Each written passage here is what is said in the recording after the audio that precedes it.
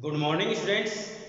हम पढ़ रहे हैं बायोलॉजी इलेक्ट्रिकल फोर्थ से और इसमें हमारा चैप्टर चल रहा है माइक्रो ऑर्गेनिज्म और इसके अंदर हमारा लास्ट टॉपिक था माइक्रोबायल कल्चर, मतलब ऐसा कल्चर जिसके अंदर हम माइक्रो ऑर्गेनिज्म को ग्रो करते हैं। ठीक है, अब हमारा आज का टॉपिक रहेगा ग्रोथ काइनेटिक्स।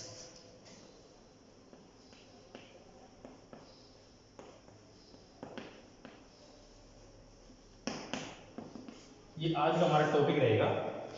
देखिए, ग्रोथ काइनेटिक्स का मतलब क्या है? ग्रोथ का मतलब बढ़ोतरी। किसकी बढ़ोतरी? हम एक निश्चित इन्वायरमेंट में, एक पैक आइसोलेटेड इन्वायरमेंट में माइक्रो ऑर्गेनिज्म की हम ग्रोथ चाहते हैं। क्यों चाहते हैं? इसका रीज़न क्या है? तो यहाँ पर बहुत सारे साइंटिफिक एक्सपेरिमेंट किए जाते हैं ताकि कोई भी बीमारी है उसका वैक्सीन या उसका इलाज ढूंढने के लिए हम इनकी ग्रोथ करवाई जाती है। ठीक है, और काइनेटिक्स मतलब इनकी ग्रोथ कैसे होती है, तो उसका एक ग्राफ बनाना या फिर हमें ये पता करना कि ये किस स्टेज में कितनी तेज़ी से ग्रो करते हैं, कब जाकर इनकी जो ग्रोथ है वो रुक जाती है और कब जाकर इनकी ग्रोथ डिक्लाइन होती है। तो ये सब हम ग्रोथ काइनेटिक्स के अंदर पढ़ते हैं। तो चलिए शुरू करते हैं। क्या होती है growth kinetics? Growth of micro organism can be discussed in the two ways as in all other organism. तो दो तरीके से करते हैं, यहाँ पर इनकी स्टडी दो तरीके से करते हैं। पहला, फर्स्ट पॉइंट है यहाँ पर increase in cell components which results in increase in cell size और वॉल्यूम।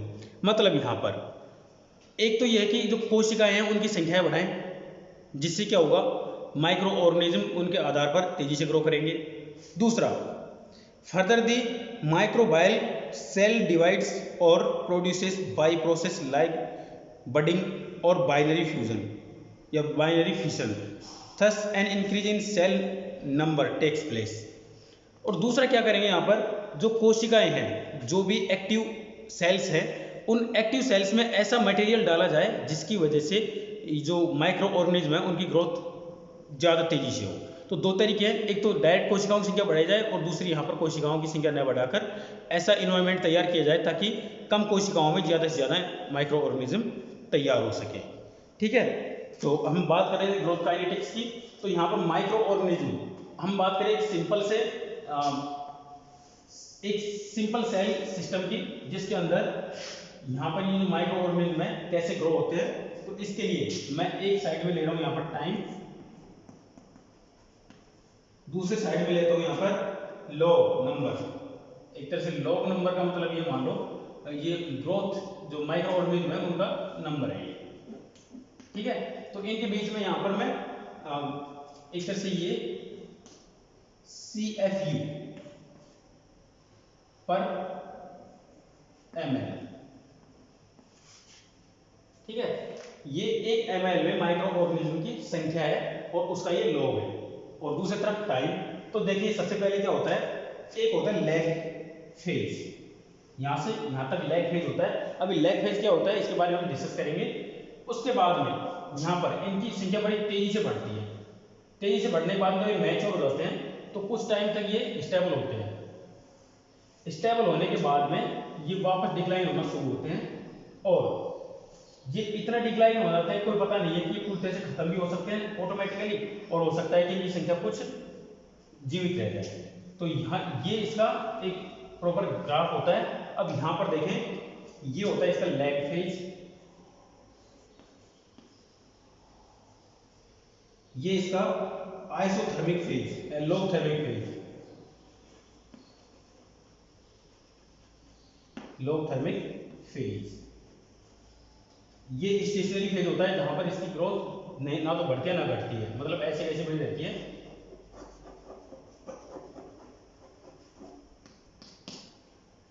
फेज। और ये यहाँ पर माइक्रो ऑर्गेनिज्म की क्या होने लगती है, डेथ होने लगती है, जिसकी वजह से डिक्लाइन होता है ना। तो यहाँ पर हम डिक्लाइन लिख सकते हैं या फिर हम इनको डेथ भी लिख सकते हैं। शॉर्ट में लिखो तो डेथ, मतलब यहाँ पर माइक्रो ऑर्गेनिज्म मर रहे हैं यहाँ पर। तो इस ग्राफ से आपको समझ में आया होगा कि यहाँ पर माइक्रो ऑर्गेनिज्म जब किसी बॉडी के अंदर एंटर करते हैं या बॉडी कोई सी भी हो सकती है, लैब के अंदर बॉडी हो सकती है या फिर हमारी खुद की बॉडी ले लो। एग्जाम्पल के तौर पर जब कोरोना वायरस शुरू में बॉडी के अंदर एंटर करता है तो जो कोरोना वायरस बॉडी के अंदर एंटर किया वो उसकी लैग फेज होगी, है ना। और जब वो पूरा मैच्योर हो जाएगा, मतलब एक कोरोना वायरस शरीर के अंदर घुसा, उसने अपनी कॉपी बनाई, कॉपी बनाने के बाद में जो पहला कोरोना वायरस होगा वो मैच्योर होगा, मैच्योर होने के बाद जब वो अपनी कॉपी बनाना शुरू करेगा तब तक यहाँ से यहाँ तक फेज होगा लैग फेज। उसके बाद जब वो बड़ी संख्या में कॉपी बनाएगा तो अपनी कॉपी बनाते बनाते वो पूरे शरीर के अंदर फैल जाएगा, तो वो यहाँ से और यहाँ तक की फेज होती है। तो मैक्सिमम कंडीशन पहुँच जाएगा तो वहाँ से लेकर और जब तक वो मरना शुरू नहीं होगा, जब मतलब हम जो उसको टैबलेट्स दवाइयाँ या जो भी वैक्सीन वगैरह जो भी दे रहे हैं वो प्रभावी नहीं होंगी, तब तक वो स्टेशनरी फेज में होगा। मतलब शरीर में कोरोना वायरस जितनी मात्रा में रह सकते हैं उतनी मात्रा में रहेंगे, तो इसको बोलते हैं स्टेशनरी फेज। अब मान लीजिए हमारे द्वारा दी गई दवाओं का असर उसके ऊपर होता है, जिसकी वजह से क्या होता है वहाँ पर जो वायरस है वो उनकी डेथ होने लगती है, वो धीरे धीरे मरने लगते हैं। उसके अलावा यहाँ पर कुछ वायरस या फिर ज़्यादातर वायरस ऐसे होते हैं जिनकी उम्र कम होती है, कुछ घंटों की होती है, कुछ दिनों की हो सकता है महीने भर तक की भी हो, तो इतने दिन बाद में वो धीरे धीरे अपने आप ही मरने लगते हैं। तो यहाँ पर वायरस मरेंगे ही मरेंगे, चाहे हम उसको दवा दें मरीज को या नहीं दें, दोनों कंडीशन मरते ही हैं। बस खास बात यह है कि अगर हमने मरीज को दवा दी और वो प्रभावी हुई जिसकी वजह से वो वायरस मर रहे हैं, तो यहाँ पर ये जो डिक्लाइन फेज है मतलब डेथ है वो यहाँ जाकर हो रही है, उसकी जगह ये यहीं से भी हो सकती है, यहीं से भी हो सकती है, हो सकता है ये यहीं से भी शुरू हो जाए, है ना, हो सकता है ये यहीं से भी शुरू हो जाए। तो ये जो डिक्लाइन फेज है वो यहाँ से लेकर यहाँ से कहीं से भी हो सकता है। पर ये जो लैग फेज है इसका तो हमें पता ही नहीं चलता कि लैग फेज में जो वायरस हमारी बॉडी के अंदर एंटर कर गए या नहीं कर गए। हमें पता कब चलता है जब ये लोगोथेमिक फेज है ये आधे से ज़्यादा क्रॉस कर चुका होता है, तब इसके हमको सिम्टम दिखने शुरू होते हैं। और जब हमको सिम्टम दिखने शुरू होते हैं तब जाकर हम जांच करवाते हैं, और जांच करवाने के बाद में हमें पता लगता है कि हमारे शरीर के अंदर कौन सा वायरस एंटर कर गया है, और फिर उसके अनुसार हम दवा लेना शुरू करते हैं। तब तक हमारा शरीर स्टेशनरी फेज तक पहुँच चुका होता है, और जब हम दवा शुरू करते हैं तब तक फिर दवा कुछ दिनों में असर करेगी, एक दिन में 2 दिन में, तब तक वो फिर हो सकता है यहाँ पहुँच जाए या फिर यहाँ पहुँच जाए फिर यहाँ पहुँच जाए ना, तो फिर वो वापस डिक्लाइन पे जाना शुरू होता है। तो ये इस तरह का ग्रोथ काइनेटिक्स है। ये तो एक सिंपल ऐसी अवस्था है जिसमें हम जो मरीज है उसको बिल्कुल भी कोई भी एक्स्ट्रा सप्लीमेंट नहीं दे रहे, मतलब कोई भी दवा नहीं दे रहे उसको वायरस को खत्म करने के लिए। ये ऑटोमेटिक ही होता है, हमारे शरीर की जो एंटीबॉडी है वो ऑटोमेटिक वायरस को खत्म करना शुरू कर देती है। तो ऐसी कंडीशन में ये ग्राफ बनता है, ठीक है। दवा देने पर तो यहाँ पर ये ग्राफ कहीं से भी शुरू हो सकता है, ये जो डिक्लाइन फेज है कहीं से भी शुरू हो सकता है, लेकिन ये ऑटोमेटिक जो शुरू होता है उसके लिए ये ग्राफ है। अब यहाँ पर एक एक के बारे में बात कर लेते हैं हम, lag phase, logarithmic phase, stationary phase और डिक्लाइन फेज, इन चारों फेज की एक एक करके बात कर लेते हैं। तो सबसे पहले हम बात करते हैं lag phase.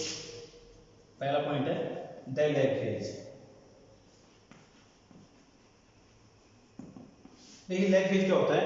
In this phase the organism do not show significantly increase in number but the metabolically active and participate in progress like growth etc producing large quantities of ATP. The length of the lag phase depends upon the conditions of microorganism and nature of the medium into which the inoculum is introduced. तो ये मैंने आपको बताया था कि देखिए यहाँ से यहाँ तक इस फेज में जो वायरस है वो मेटाबॉलिकली एक्टिव होता है, मतलब उसका उपापचय तंत्र, पाचन तंत्र, सहायक तंत्र पूरी तरह से चालू होते हैं, वो पूरी तरह से काम कर रहा होता है, लेकिन उसकी ग्रोथ बहुत कम होती है यहाँ से यहाँ तक, ठीक है। दूसरी आती है इसमें एक्सपोनेंशियल फेज। एक तरह से ये जो फेज है ना यहाँ से और यहाँ तक कितनी तेजी से बढ़ रहा है, तो हम इसको लॉगरिथमिक फेज बोल सकते हैं या फिर एक्सपोनेंशियली फेज ही बोल सकते हैं। तो exponentially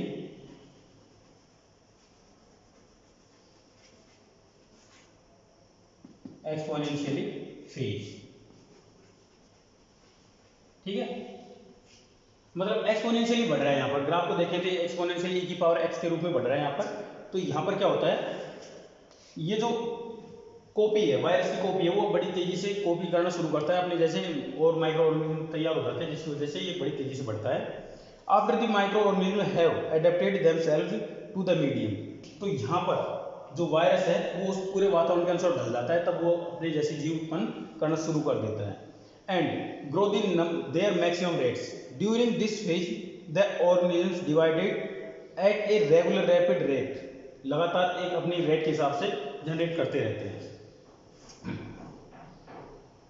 and that is determined genetically and is called the generation time. तो यहाँ से और यहाँ तक का जो होता है इसको जनरेशन टाइम भी बोला जाता है। थर्ड बात करते हैं हम स्टेशनरी फेज की। क्या देखें stationary phase, stationary phase.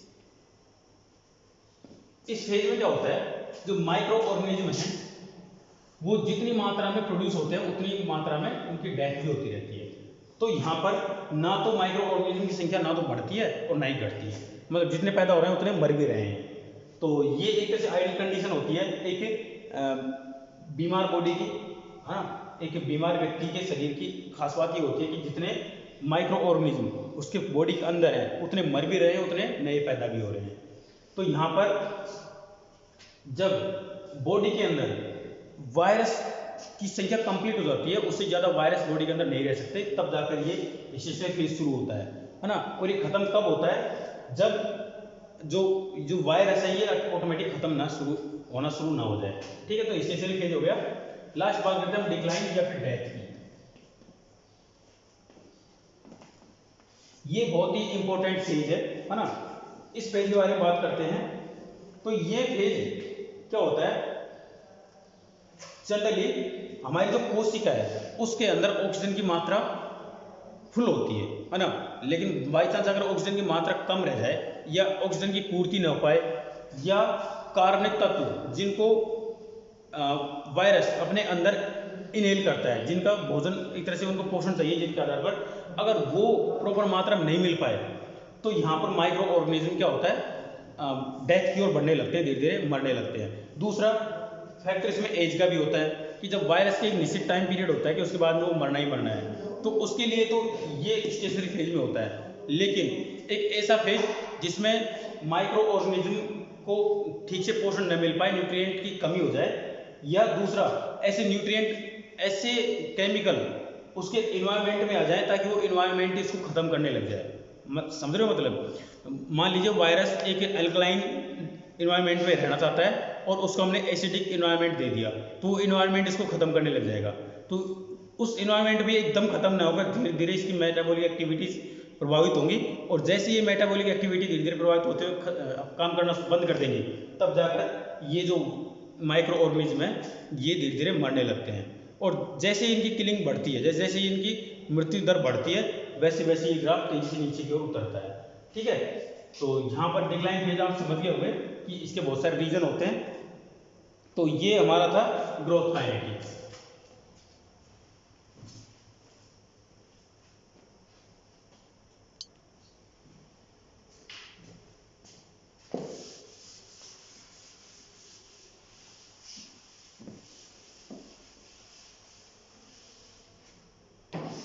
Next बात करते हैं हम ecological aspects of single cell organism.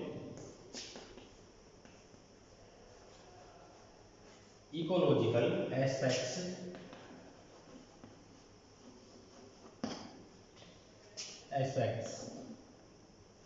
Of single cell organism.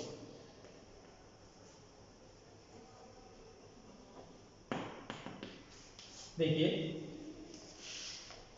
एक कोशिकीय जीवों के जो इकोलॉजिकल सिस्टम है उसके बारे में हम बात करने जा रहे हैं। ठीक है, तो इसके बारे में सबसे पहले तो मैं आपको बता दूं, यहाँ पर जितने भी माइक्रो ऑर्गेनिज्म हैं वो ज़्यादातर सिंगल सेल्ड होते हैं। ठीक है, और उनके लिए यहाँ पर दो तरह के इन्वायरमेंट होते हैं, एक तो नेचुरल इन्वायरमेंट और दूसरा माइक्रोबायल इन्वायरमेंट या कल्चर। तो दोनों में ये बड़ी तेजी से ग्रो करते हैं। नेचुरल इन्वायरमेंट में कुछ टाइम के लिए ग्रो करते हैं, फिर कुछ टाइम तक स्टेबल रहते हैं, फिर वापस इनकी डेथ होने लगती है। तो ये तो नेचुरल इन्वायरमेंट हो गया। अगर हम माइक्रोबायल इन्वायरमेंट की बात करें तो वहाँ पर क्या होता है इनकी ग्रोथ लगातार बढ़ती रहती है, कभी ये मैच्योर नहीं होते, बस लगातार ग्रोथ बढ़ती रहती है। तो ये माइक्रोबायल इन्वायरमेंट है, ये एक तरह से लैब के अंदर प्रोड्यूस किया जाता है, और नेचुरल जो इन्वायरमेंट होता है वो प्रकृति की वजह से अपने आप ही रहता है। तो यहाँ पर प्रकृति ना तो किसी को बढ़ने देती है और ना किसी की संख्या पूरी तरह से खत्म करती है, ठीक है, जब तक कि कोई दूसरी जो पावर है उसमें इंटरफेयर न करे। और प्रकृति हमेशा अपने आप को संभालना जानती है। तो प्रकृति में जो जितने वायरस होते हैं, माइक्रो ऑर्गेनिज्म होते हैं, उनकी संख्या निश्चित रहती है, ठीक है, ना तो बढ़ती है ज़्यादा ना घटती है। अगर बाई चांस किसी वायरस की संख्या बढ़ गई तो उसके पीछे कोई ना कोई ह्यूमन जनरेटेड रीजन हो सकते हैं, ठीक है, जैसे कोरोना वायरस चाइना ने उत्पन्न कर दिया और पूरी दुनिया भुगत रही है इसको, ठीक है। तो चलिए हम इस टॉपिक के बारे में ज़्यादा डिस्कस अगले लेक्चर में करेंगे। Thank you.